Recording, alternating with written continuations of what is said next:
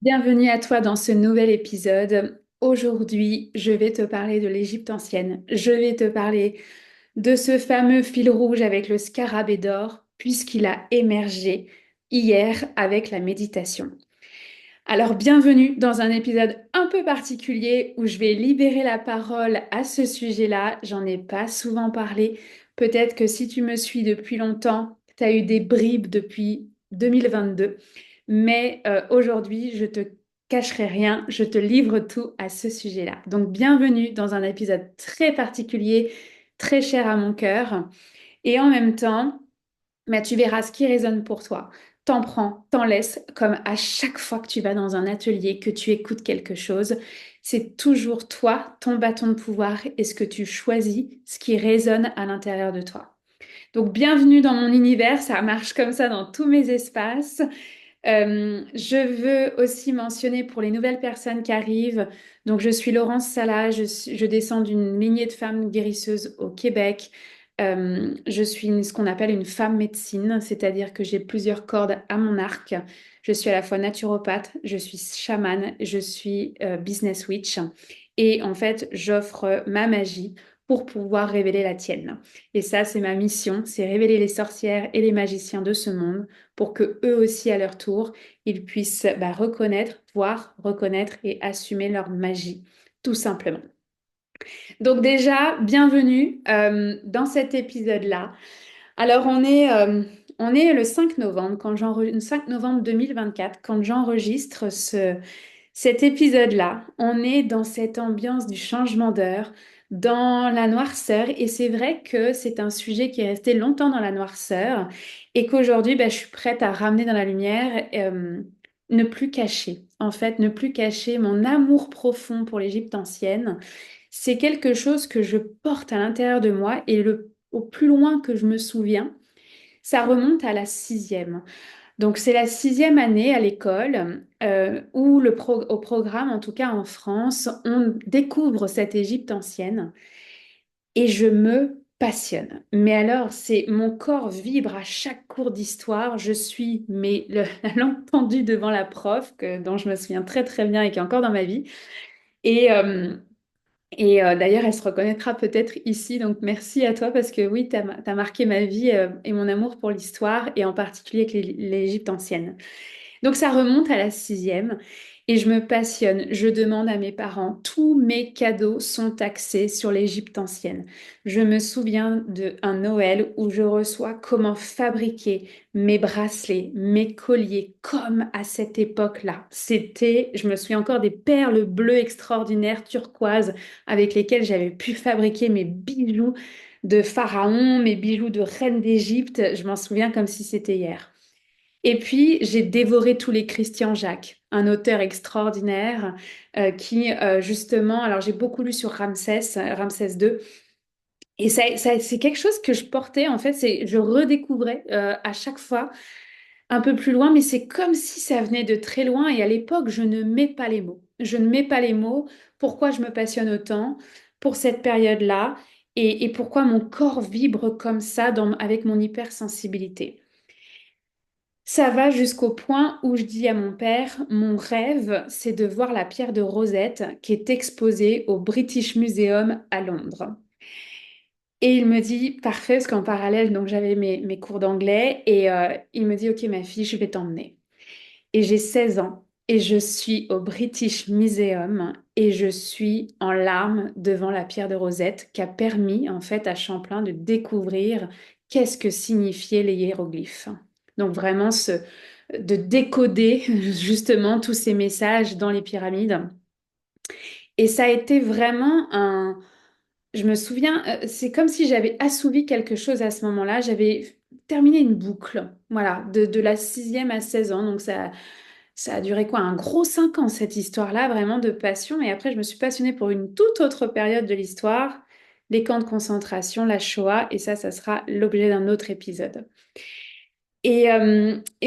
Pour l'amour de cette Égypte ancienne, donc c'est là, c'est présent, je le vis pendant 5 ans et je ne mets pas les mots sur l'hypersensibilité qui est déclenchée quand je me passionne pour cette époque-là. À ce moment-là, à cette époque de ma vie, donc entre 11 et 16 ans, j'ai étouffé plutôt mon côté sorcière. On m'a dit que ça n'existait pas. Donc, je mets pas vraiment les mots, quoi, sur ce qui se passe. Et en fait, dans mon chemin de sorcière, justement, l'Égypte ancienne est revenue à 2000%.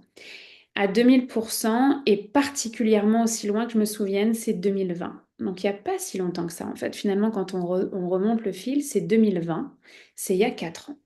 Alors, 4 années pleines, là, presque 5. Et, euh, et je me souviens très, très bien de ressentir pour la première fois de ma vie Isis dans la même pièce que moi.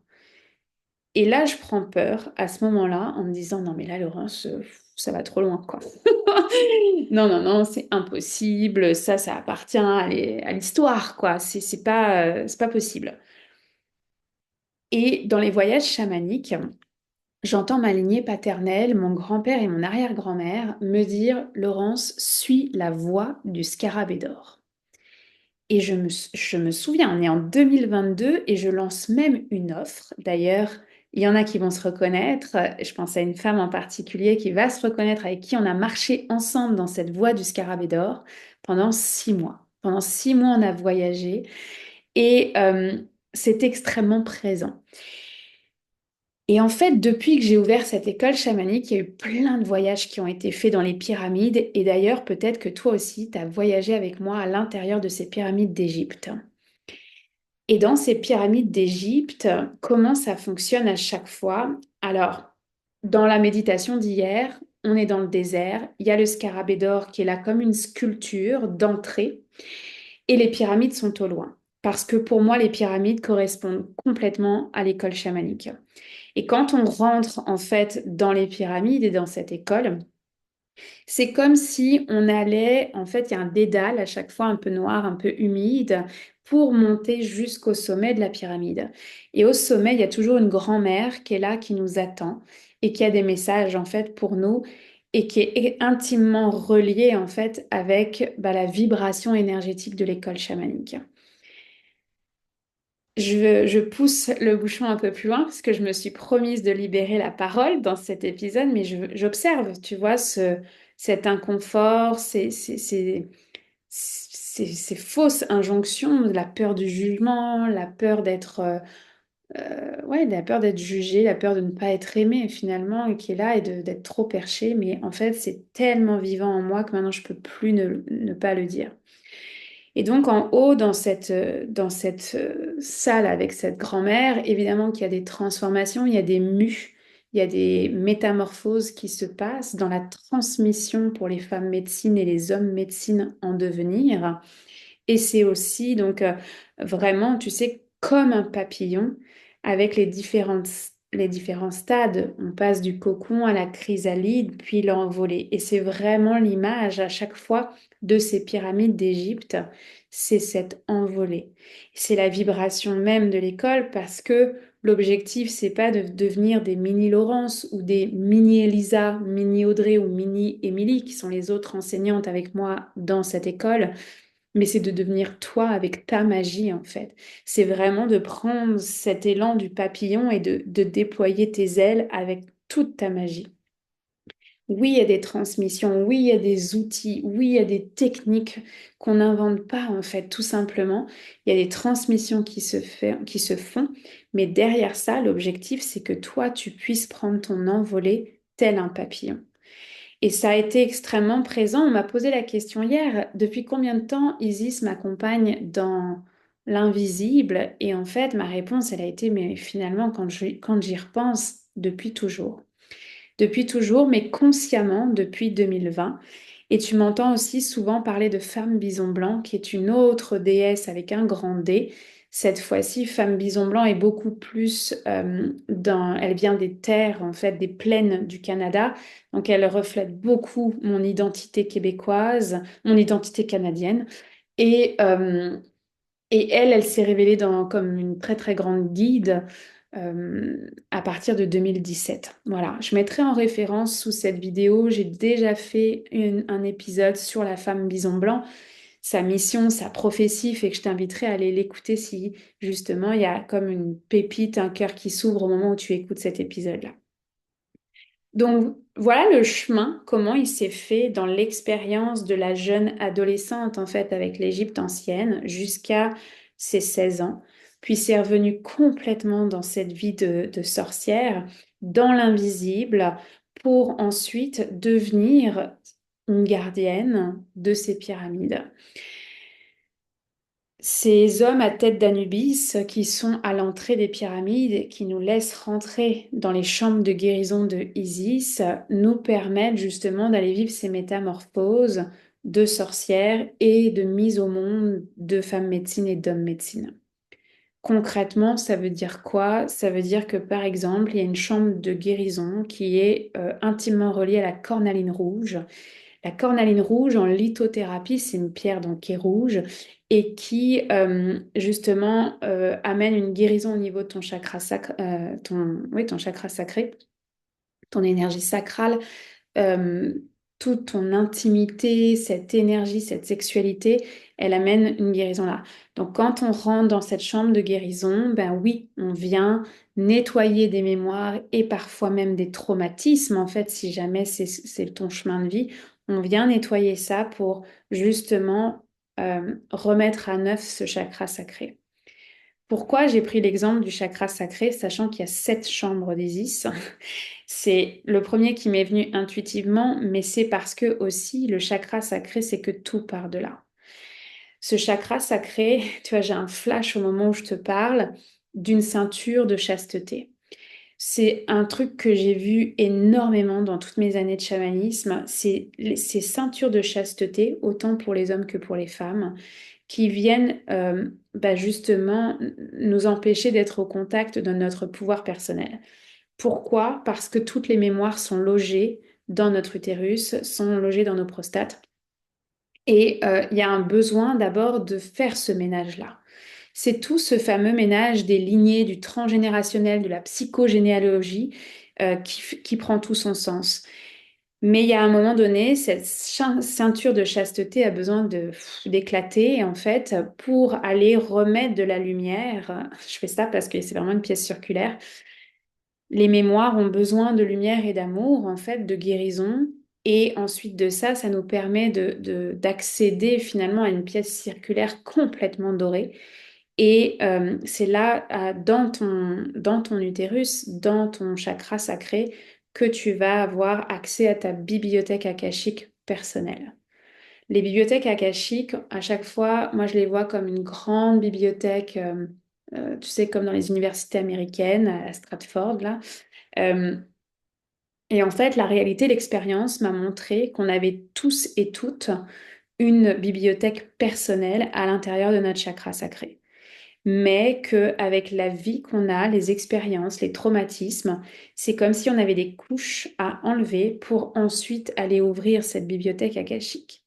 Et dans cette bibliothèque personnelle, c'est là où tu as accès à toute ta sagesse, les sagesses ancestrales que tu as déjà apprises. Il est évident pour moi que ce travail transgénérationnel, c'est le premier de tous, c'est comme la première couche en fait. Oui, les guérisons émotionnelles de ce que toi tu as vécu, mais aussi au niveau du transgénérationnel. Et en fait, plus on arrive proche de la porte d'entrée de cette bibliothèque, et plus les sagesses en fait sont accessibles à ce moment-là. Ce que ça veut dire, pour faire le lien avec l'Égypte ancienne, c'est que oui, je t'emmène dans ce cheminement-là pour aller ouvrir les portes de ta magie, de ta bibliothèque akashique, et que tu accèdes à ces sagesses ancestrales dont certaines font partie de l'Égypte ancienne. Voilà un peu le fil rouge. Et le scarabée d'or, c'est toujours présenté, et la médecine des animaux est extrêmement importante dans le chamanisme et pour moi. Et en fait, le scarabée d'or, c'est toujours présenté comme un guide pour cette école chamanique. Il est toujours arrivé là. Au début, j'en parlais pas trop, puis finalement, il est arrivé sans crier gare. Et dans la méditation d'hier, tu vois, chacune et chacun a reçu un collier. Le pendentif que moi j'ai reçu, c'est le scarabée d'or. Ça veut pas dire que euh, Ouais, j'entends, tu vois, en fait. C'est parce que je ressens à quel point je suis une gardienne de cette sagesse du scarabée d'or et qu'on est tous porteurs de sagesse différente, tout simplement. Et moi, ma mission, c'est de la transmettre, cette sagesse-là. Donc, tu vois, dans le cheminement, justement, d'être là, à en parler, à oser dire tout ça, sans m'auto-juger et avoir peur d'être folle, pas du tout. Je te rassure, j'ai les pieds bien ancrés sur terre et c'est ce soir qu'on sort les poubelles. Et ça, en fait, c'est toujours un exemple que je donne parce que concrètement, en fait, on vit ici. Et pourtant, l'accès à ces sagesses ancestrales, bah, nous permettent justement de pouvoir accomplir sa mission, sa destinée, de pouvoir être cette femme médecine que je suis aujourd'hui et accompagner la guérison des hommes et des femmes qui sont mes clients. Donc, j'en ai fait un métier. J'ai accepté d'être non pas que sorcière, mais d'être femme médecine, donc de vraiment passer de l'intimité chamanique personnelle qui me fait du bien à ce statut de femme médecine et je prends soin des autres avec le chamanisme. Et ça, pour moi, il y a une bascule entre les deux qui est extrêmement importante selon ce qui nous appelle et ce qui nous aspire. Et toute cette sagesse ancestrale, ces sagesses, en fait, notre bibliothèque, bien sûr que ça commence toujours par ce cheminement de ta sorcière. Et après ça, si oui, telle est ta voie et que tu as envie d'aller plus loin, à ce moment-là, oui, c'est la femme médecine ou l'homme médecine qui entre en jeu. Ce que j'ai le plus vu, c'est que dans cette bascule de sorcière à femme médecine ou de magicien à homme médecine, oui, j'ai vu des douleurs corporelles du sacrum. Des gens arriver me dire, Laurent, j'en ai plein le dos, j'ai mal au bas du dos, j'ai mal au sacrum. Ou des femmes qui ont des mémoires lourdes, tu vois, sur l'intimité, sur la sexualité, les traumatismes sexuels. C'est des choses que j'ai beaucoup vues en fait dans le visible et l'invisible. Et c'est là où tout corrobore en fait ensemble entre la naturopathie, le chamanisme et c'est toutes ces sagesses, en fait, finalement. Moi, si je devais te décrire finalement mon métier, alors à chaque fois, le flash que j'ai, c'est je vois des hommes et des femmes à genoux et je leur tends la main pour qu'ils reprennent leur bâton de pouvoir. Et ensuite de ça, je montre l'entrée de cette bibliothèque akashique personnelle et je t'amène justement à les découvrir une par une pour justement empuissancer cette femme médecine ou cet homme médecine que tu es. J'attire dans mon univers énormément de gardiennes et de gardiens. Qu'est-ce que ça veut dire? C'est que il va y avoir des gardiennes qui sont porteuses d'une certaine sagesse, des gardiens qui vont être des porteurs de crâne. Euh, il va y avoir différentes médecines en fait qui vont émerger. On a chacun et chacune notre unicité à travers ça. Donc, de la sixième à la pierre de Rosette, de cette voie du transgénérationnel à l'école chamanique à aujourd'hui cet épisode et de libérer la parole sur le sujet. Voilà ce que je peux en dire publiquement. Euh, ouais, en fait, tu sais, moi j'ai beaucoup jugé, alors je le dis avec beaucoup d'amour, mais j'ai beaucoup jugé ce hashtag prêtresse d'Isis. Ça venait tellement me chercher, j'étais comme non, mais qui peut prétendre être prêtresse? C'était vraiment un terme où j'avais de la colère, j'avais de la frustration. Euh, Parce que parfois, ce qu'on peut voir sur les réseaux sociaux, ce n'est pas la profondeur qui est en arrière. Donc, j'avais beaucoup, beaucoup de jugement. Pour me rendre compte, en fait, que finalement, il y a eu un éveil planétaire en 2020. Il y en a un à tous les jours, finalement. Et il y a un appel effectivement à ce que les prêtresses et les gardiens voilà, se relèvent et prennent leur place en fait, parce que bah, oui, le monde irait mieux avec plus de femmes médecine et d'hommes médecine, ça j'en suis absolument convaincue. Évidemment aussi avec plus de sorcières et de magiciens, parce que quand tu es connecté à ton intuition, ta magie, c'est plus que l'intuition, c'est vraiment ta magie, bah à ce moment-là, il y a une bascule qui se fait ou pas, d'être femme médecine, homme médecine et de partager en fait. ses propres dons, ses propres voies de guérison pour pouvoir accompagner son entourage, sa communauté, les gens auprès de qui on peut œuvrer tout simplement.